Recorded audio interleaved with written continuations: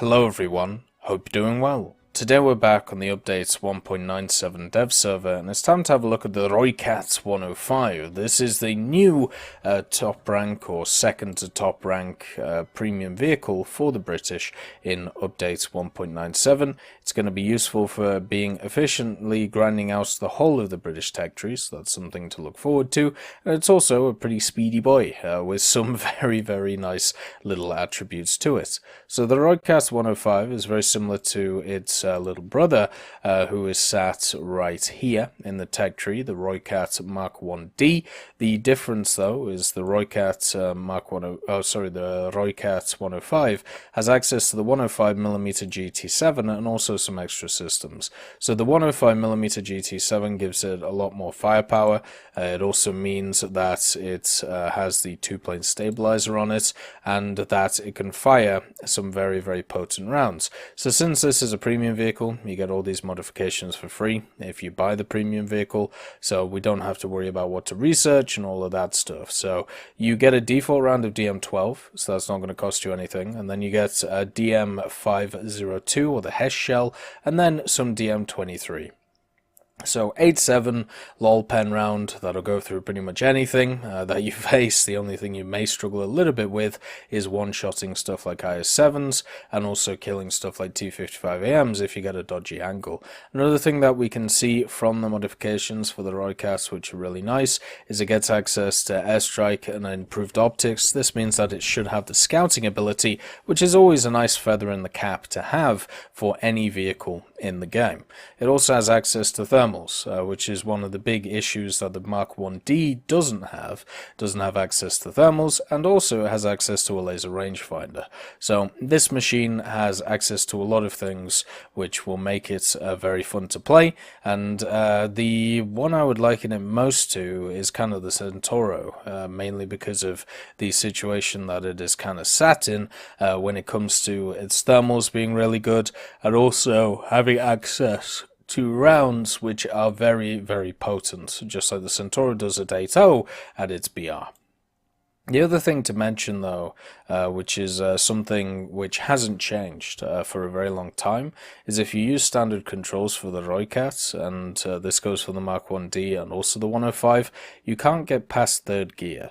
And this means that this vehicle can never realize its true potential because the majority of people don't know how to go fast in it. So that is something that hopefully will get ironed out with new updates and with new patches to make sure that the Rooikat works properly. The other thing is when we look at the first stage ammo stowage on this machine, so there's a bunch sat behind the loader's head, which makes sense, and then there's a bunch at his feet.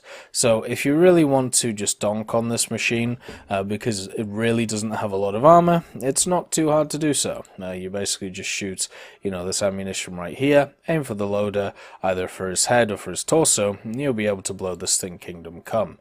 The armor that you find on the Rooikat is really not that strong. 30mm of a lower glacis, 25 of an upper glacis, and then the sides are looking at 10mm as kind of like external armor additions, and then on the sides 25 overall. Really not going to do anything to stop any rounds, not even against stuff such as like a BMP2, which could come around the corner and rat-a-tat-a-tat-a-tat you, or even the new CV90 could just tear you apart when it comes to that machine.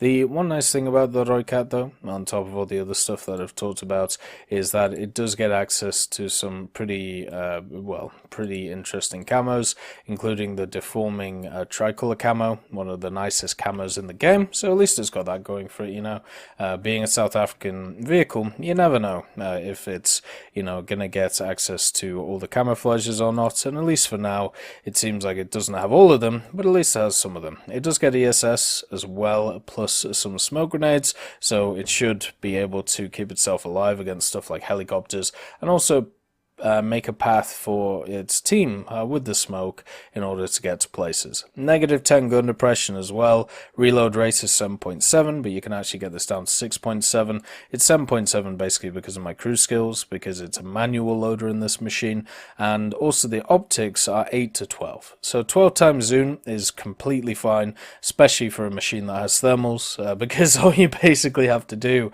is kind of point and click, especially when you have very good APF SDS round. So all the other stuff kind of goes out the window when it comes to, you know, how well it does.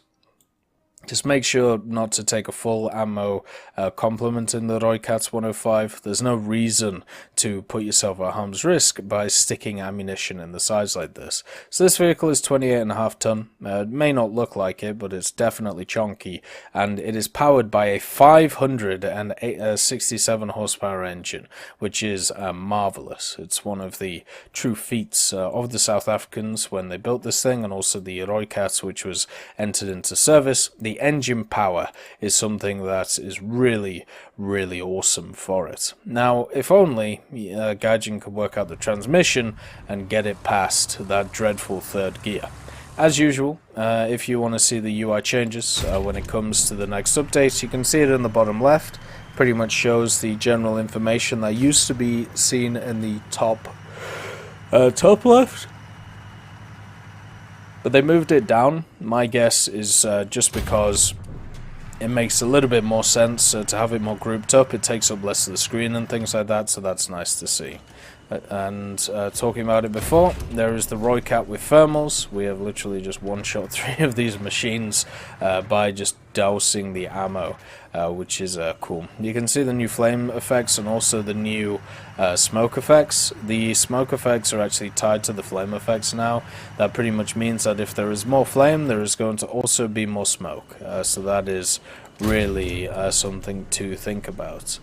The T10M is probably the last Soviet heavy that kind of existed. I suppose there's some other prototypes and stuff like that, but it's the last one in game, at least we have, which makes any sense. And the Rooikat is kind of the opposite to it, right? So what you see a lot of, or a big trend when it comes to the higher tiers, is a lot of these speedy boy vehicles. A lot of vehicles which are pretty much designed to just go around the playing area as fast as you can. Go around, just accelerate, go crazy, turn your thermals on and just shoot people as you go.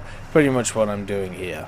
And then, you know, sometimes you do well and you're able to twitch shoot and kill a ton of, you know, targets. Maybe you get a little bit lucky with positioning, and then there's other times where you don't and you get one shot. And I feel like with me and the Rooikat, I would be in a lot of similar situations to a lot of situations that other people get themselves in, where, you know, they kind of get stuck between a rock and a hard place. And therefore I would personally want to use this much more as like a passive scouting vehicle, which has the ability to do a ton of damage to other vehicles, instead of a hard carry, which this thing can actually really be. If you've got a stabilized 105, you know, at the 8.7 bracket, you can easily be a carry. You know, the Leopard A1A1 is a classic example of this, where it's just an incredible vehicle to use in order to try and sway a game. And the Rooikat, I think, is no different. I think it's a vehicle that, you know, has its mobility problems. It also has it also has all of that cool stuff to it, which is nice. The ESS, if you want to see it, unfortunately it doesn't seem to be showing out of the engine right now. Maybe it's like out of this little bit back here, but unfortunately it's, you know, it's not massive. Let's have a look at the grenades. The grenades fire all at once, and they fire in a decent semicircle. Looks like the main thing you're going to be using them for is when you're retreating, you know, using that reverse gear. And after playing, you know, stuff like that German wheeled vehicle and other wheeled vehicles, you can really feel the difference when it comes to the Rooikat and when it comes to the fact that it's limited in the amount of gears that it can use. You can see in Gear 2 here easily being able to get to 35 to 40 kilometers an hour, but when you go forward you feel the struggle of the acceleration bump that you hit, you know, around about this time, you know, when you're going fast, because you're at 43 kilometers an hour, you're ready to go to the next stage, you know, let's click it into gear and bong. You know, you're going incredibly slow and nothing is really going on. Now, that's not really to, you know, degrade away from the Rooikat. It's still incredibly strong. And also, you know, it's going to be really fun to use against a lot of the other top tier premiums. But it's just, it's one of those things that, you know, you've got to think about when it comes to its, you know, versatility on the battlefield. Am I able to actually go over there because of the fact that I'm going at 50 kilometers an hour when I should be going at 80 kilometers an hour?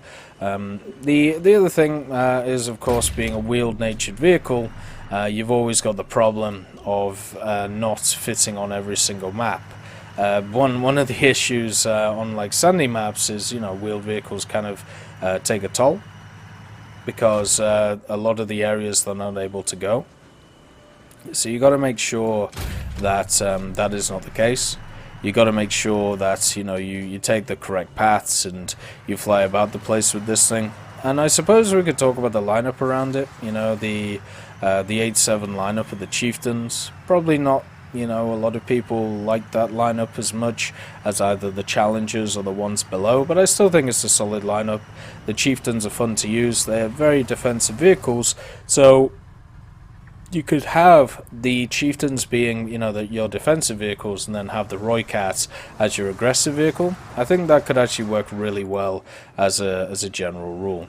So yeah, I do recommend this vehicle. It'll be as fun as the other top tier premiums that you see. And also, if you're interested in grinding out the British tree, there is no other better option right now. I hope you all have a wonderful day, and I'll see you next time. I just want to thank Ambrosius McClellan, B. Young, Blackie, Chris Giltnane, Daniel Stanton, Jay Wilt, John Ryman, Martinez, Super Cacti, Trigger Hippie, Eugens Terry, and also Elove Goat and Samuel Slick for supporting the channel.